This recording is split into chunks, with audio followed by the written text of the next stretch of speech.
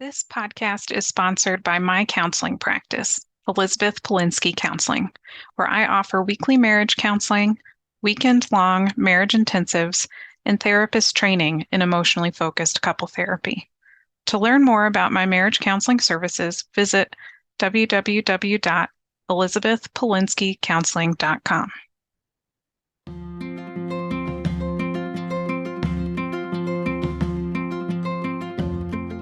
Welcome back to the Communicate and Connect podcast.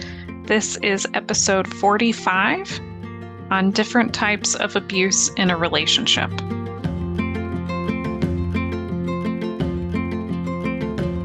I am doing this episode today. I'll say this was not originally what I had planned for December 2023's episode. I have a couple. They were a dual military couple that stayed together and they're now veterans, and I'm really excited for them to come be on the podcast, but they had to reschedule, so you will be seeing them again, hopefully in a few episodes. And so this gave me an opportunity to talk about something that impacts a lot of couples, which is some form of intimate partner violence, domestic violence, or abuse that happens in relationships. And why am I talking about this? Well, outside of the fact that it impacts so many people and that it is relatively common among military relationships, I also am part of tons of military spouse Facebook groups. And there was recently a post that I saw in one of these groups where someone posted anonymously about how they thought their partner was controlling a lot of the money, and they were thinking that it was considered financial abuse.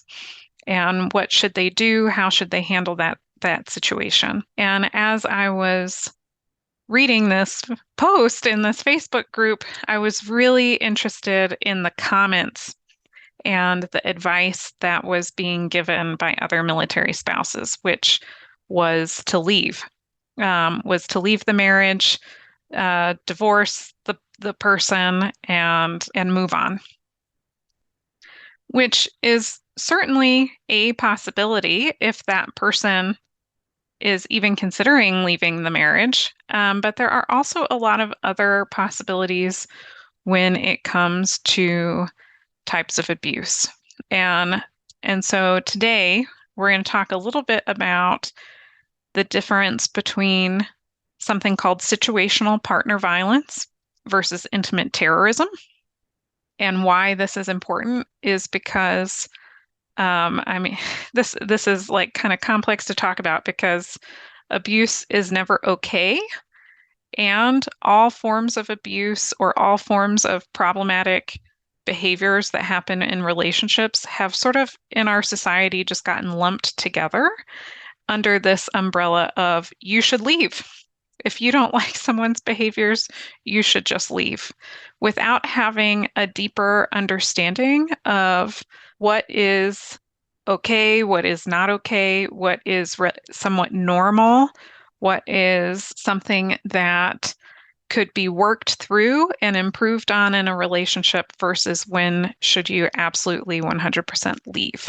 We'll be talking about situational partner violence versus intimate terrorism, talking a little bit about the research on abuse and the prevalence rates, types of abuse that happen in relationships. There can be physical abuse, emotional abuse, sexual abuse, financial abuse, sort of this like digital dating abuse that happens over technology, and stalking. And I'm going to give some examples of each of these. So that way, if you are encountering this in your relationship, you have an idea of what it is. And then how to find help is what we'll cover at the end.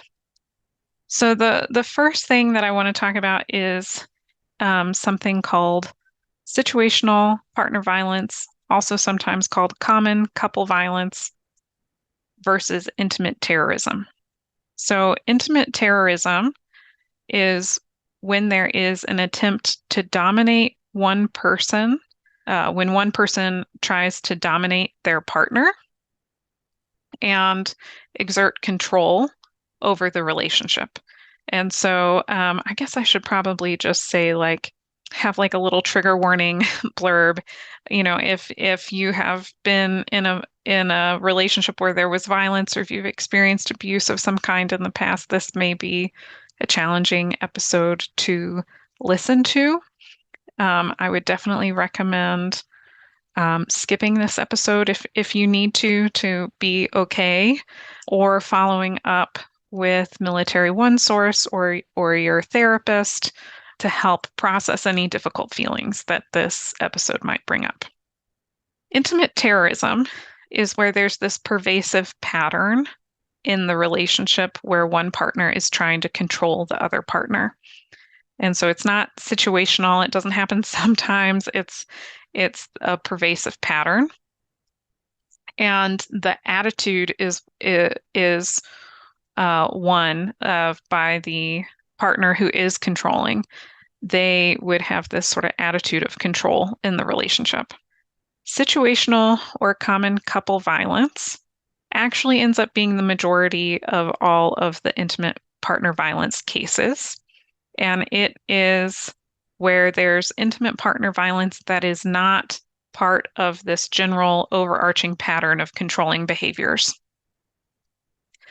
Instead, it's kind of about conflict, and where the stress gets really, really high in a family or a couple, and the conflict situation between them is so high, then the conflict might escalate into violence on certain situations. And this is where that's a very different thing than having a partner who's controlling you all the time. When there is situational violence, which is the majority of cases, that is something that therapy can help with. Reducing stress in the family, helping improve coping skills for stress, helping improve communication, conflict resolution skills. How do we compromise? There are so much that can be done to help stress and conflict be appropriately handled in a relationship and then prevent future violence from happening. So when there is intimate terrorism, that tends to be more clear cut. A lot of people would say that's for sure when you should leave a relationship. But what people don't always realize is that most couples actually have some sort of situational couple violence in their relationship. So here is some research for you. So 24% of people are assaulted by a partner in a lifetime, at some point in their lifetime. 25.3% of people have perpetrated intimate partner violence at some point in their lifetime.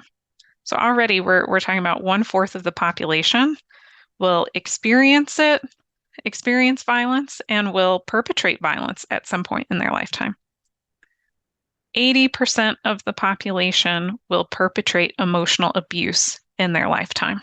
And this is something that I see often in couples therapy, where somebody comes in and they say, my partner is abusive, or they pushed me away, or they did something that was abusive, but the other partner doesn't recognize how they were also perpetrating emotional abuse towards their partner. That is a very, very common experience, that one person is being emotionally abusive, and then the other person sort of like pushes them away or something to get them to stop the emotional abuse. But then only the person who did the pushing away to try to get the emotional abuse ends up being labeled as the abuser. So this is an example of where stress and conflict escalate into violence versus something that would be in a more intimate terrorism sort of situation. It still can be really rough and potentially lethal, like especially if someone fell down the stairs. So it's not something that we want to ever have continue, and it does absolutely need to be addressed. But a situation like that is not necessarily a 100% you should go get divorced or leave your partner. Back to research, 57.9% of intimate partner violence is bidirectional. So just under 60%. This sort of goes back to that example I gave. So often when people have concerns about abuse, one person ends up being labeled the abuser, but that is very rarely the case.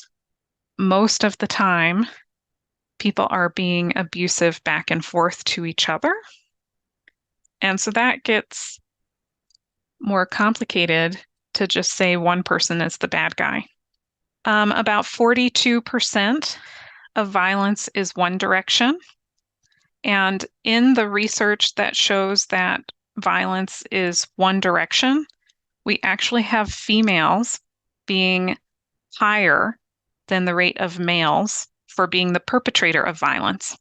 This is very rarely talked about. I have had couples come to see me where the male spouse was not violent, but the female spouse was violent. And there can be a lot of shame, especially for men who are experiencing violence, like they're sort of a cultural stigma of I'm supposed to be strong, I can't be the victim. Men don't get abused by women. Like there are lots of social scripts around abuse that are not always accurate. And so when abuse is just one direction happening by one person versus both people back and forth, it ends up being females who tend to be more violent and be perpetrating more violence in their relationships than men. The one caveat to this is when it comes to the military. So in the military, it's a little bit higher with men being the primary perpetrator, but still, even within military couple relationships, 40% of the intimate partner violence that takes place in military relationships is bidirectional, with both people being abusive back and forth to each other. So generally, when you take all of this research together, most violence is bidirectional, and I'll say it's even a little bit higher for college students. There's like some interesting research around college students. That's not most of the people listening to this episode, so I won't go into that too much, but most violence is bidirectional and most violence is actually situational, not where their stress and the conflict between the couple escalate into violence, but it's not part of a pervasive pattern. So it is good to know the types of abuse that can happen, and I'll give a couple of examples. So physical abuse is any intentional, unwanted contact that is with you or something close to your body, or any behavior that causes or has the intention of causing you bodily harm, injury, disability, or death. So examples of that might be scratching, punching, biting, strangling, choking, kicking, throwing items, pulling your hair, pushing you, pulling you, forcefully grabbing you or your clothing, threatening to use a gun, a knife, box cutter, bat, mace, or other weapon against you, touching any part of you without your permission or consent, forcing you to have sex or perform a sexual act, grabbing your face to make you look at them, or preventing you from leaving or forcing you to go somewhere. These would all be forms of potentially physical abuse. There is some nuance there. Touching any part of you without your permission or consent. I know a lot of couples where there isn't abuse, where they will just go hug each other or they'll lean their head on someone's shoulder. Technically, that is touching somebody without their permission or consent. So you would have to be looking at this as like this is a harm, right? There's some sort of intentional, unwanted contact where the intention is to cause me injury, or disability or death.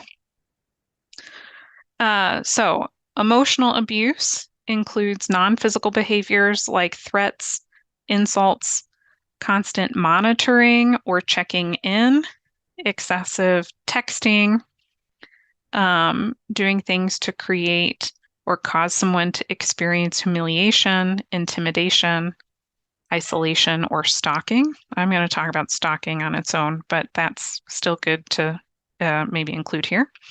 So an example might be calling you names, putting you down, telling you what to wear, or telling you what to do, yelling or screaming at you. This is very common for couples that I'm just thinking the bidirectional violence. There are a lot of couples who end up getting into yelling and screaming matches at each other. And this is where that stress and that conflict has escalated, but it doesn't necessarily mean that one partner has this overarching control and dominance over the other person. Other examples of emotional abuse: intentionally embarrassing you in front of others or starting rumors about you, preventing you from seeing or communicating with friends or family, or threatening to have your children taken away from you, damaging your property by throwing objects, punching walls, kicking doors, things like that, using any sort of online community or communication to control, intimidate, or humiliate you, blaming abusive or unhealthy behavior on you or your actions, like, well, you made me do this. That would be a form of emotional abuse. Being jealous of outside relationships or accusing you of cheating, stalking you or your loved ones, threatening to harm you, your pets, or other people in your life, threatening to harm themselves to keep you from ending the relationship. So if they threaten suicide, that would be a form of emotional abuse. Gaslighting is a interesting term that has kind of gotten watered down in our general population. I'll probably do a whole episode on gaslighting at some point, but gaslighting you by pretending not to understand or refusing to listen to you if they're questioning your recollection of facts, events, or sources, trivializing your needs or feelings, or denying previous statements or promises. This can be a form of gaslighting. But again, that feels like a really loaded topic that we will probably do a whole episode on at some point. Other forms of emotional abuse might include making you feel guilty or immature if you don't consent to some sort of sexual activity, or threatening to expose your personal details, such as your sexual orientation or your immigration status.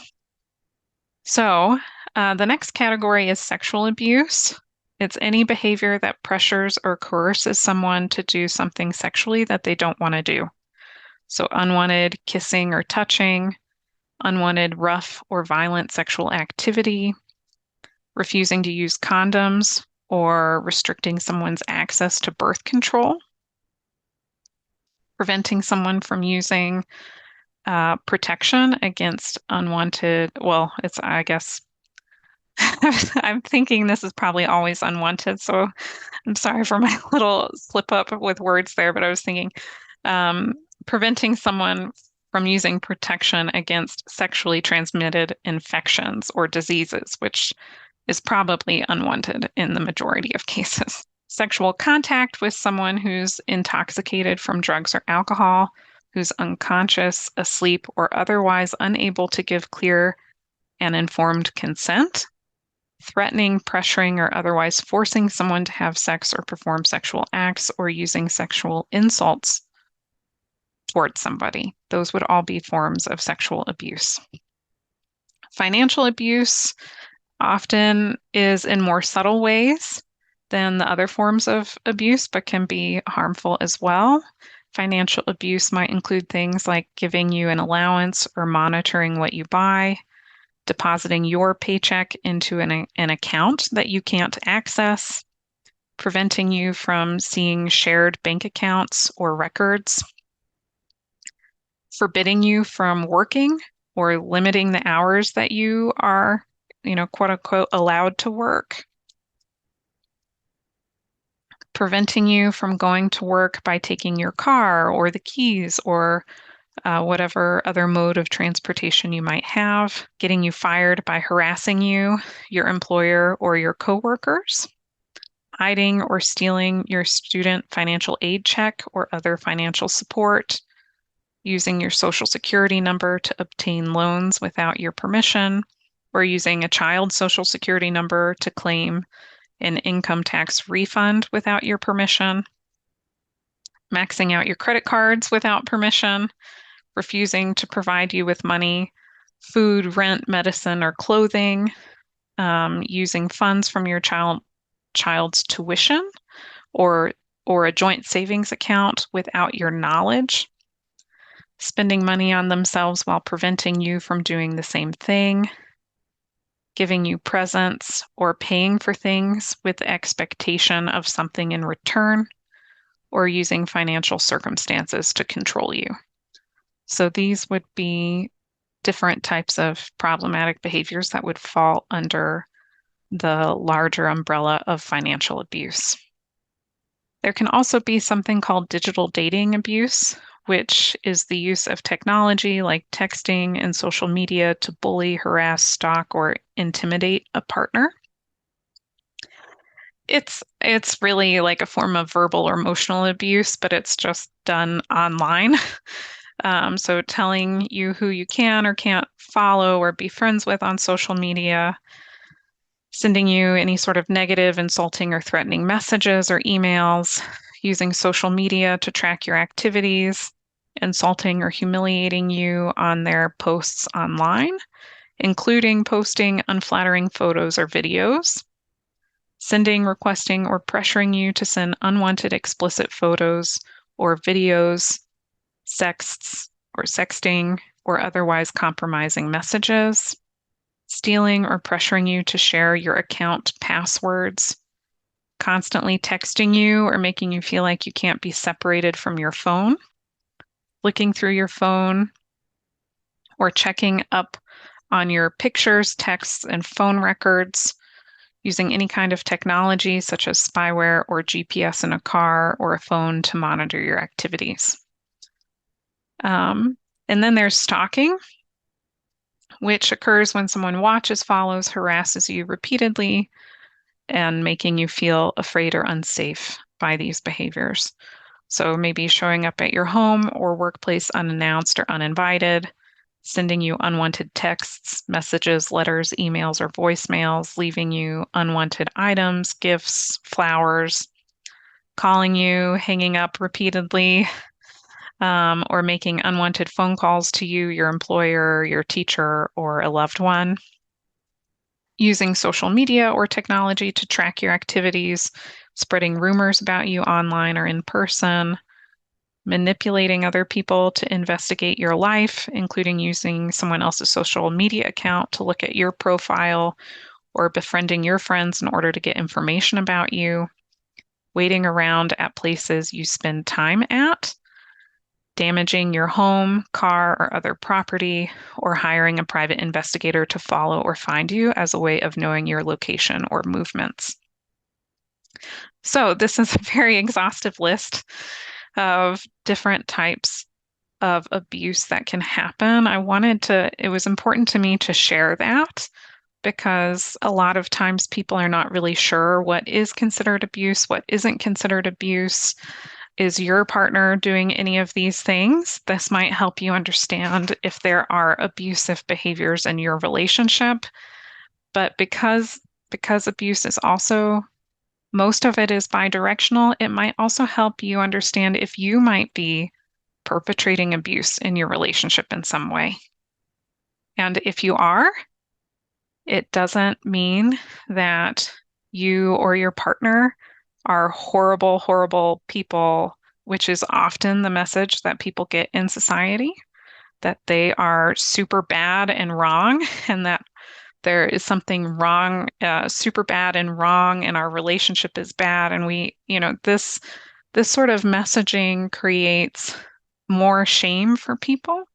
And then And then when people have shame, they hide and they isolate and they don't tell other people and they don't reach out for help to improve things. I wanted to share this because most relationships experience at least situational couple violence at some point, and most of the time it's bidirectional. And so often I see couples in my office where someone is complaining about their partner being abusive and they're not recognizing how they are also engaging in abusive behaviors in the relationship.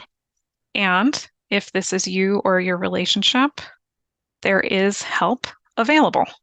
So there are a couple of things that I wanted to share about this. I'll say traditionally, couples therapists were taught in their programs that if there is any type of violence in a relationship, that you shouldn't work with the couple, that the violence needs to be gone in order to work on the relationship, and then you just send people off to whatever like domestic violence resources there are in the community and to have them engage in individual therapy. I'll say there is more and more research that is being done around using couple therapy with clients who are working through some sort of situational couple violence that happens between them. I would say that you would want to work with a couples therapist who has some training and experience working with situational couple violence and is familiar with working on that with the couple together. So I think for many of us who do this type of work, it's important and of value to us because for many of our clients, they get that message that from the world, from their family, from their friends, from people they work with, their community, that just say like, that's bad, you're wrong, you should leave. Just like in that Facebook post that I saw, like tons of comments, divorce, just leave him, get divorced. And it can be really devastating for the person who wants to stay in the relationship to be getting all these messages from everybody that they should leave. And certainly that is their choice to leave. I want to say, like, everyone has the right to choose to leave at any point, and we should absolutely be promoting their right to choose. But they often, when they want to stay in a relationship, and the only message they're getting is that this is bad and it's wrong and you should leave, they tend to isolate. The only person they can talk to about it is then their partner, but there's all that stress and for both of those partners, and then it can escalate into more violence because it creates this pressure cooker sort of scenario. And instead, it's much more helpful for a couple if they can work with a couples therapist who has experience in this, and they can let out some of that steam and that stress within the safe environment of couple therapy to then work towards creating long-term changes. So the type of therapy I would recommend for this, it's what I recommend for most things, but I think it's like the only one I would really recommend right now, at least for intimate partner violence, is emotionally focused couples therapy. And we're about to do a whole series on attachment and emotionally focused couples therapy and how that can be helpful for couples in general, but especially for military couples in the next few episodes here. The other resource, particularly if it does feel like a pervasive pattern, or if you are wanting help to leave your relationship, or you just want support and to understand what your options are, what if something is or isn't abuse, how to help you feel safer even if you decide to stay in the relationship, there is the National Domestic Violence Hotline. This would be the kind of like other resource that I'd really recommend. The website is thehotline.org. You can call them 24/7. The number is 1-800-799-7233. Again, that number is 1-800-799-7233. Or you can also text them at 88788. Again, that's 88788. So I realize that this has been a long episode full of a lot of information that can also be very divisive and emotionally triggering for people. If you need some type of support, again, I would recommend either like after listening to this episode, because you found it hard to listen to, I would recommend contacting either the National Domestic Violence Hotline, your individual therapist. If you are a military member or a military spouse, you can contact Military OneSource for free confidential counseling as well. All right. Thanks for listening.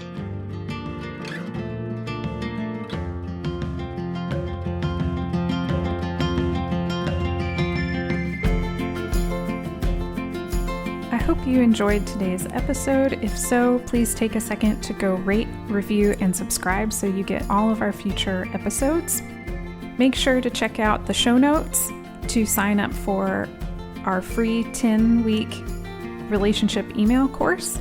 This email course is really designed for people who are maybe having trouble with communication or connection in their relationship, and helping them develop some quick wins right away to start improving it.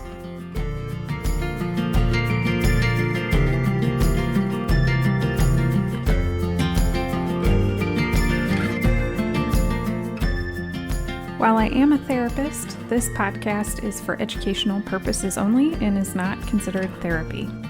And it should also not be a replacement for therapy. If you think you need a professional of any kind, you should definitely go find one. Until next time.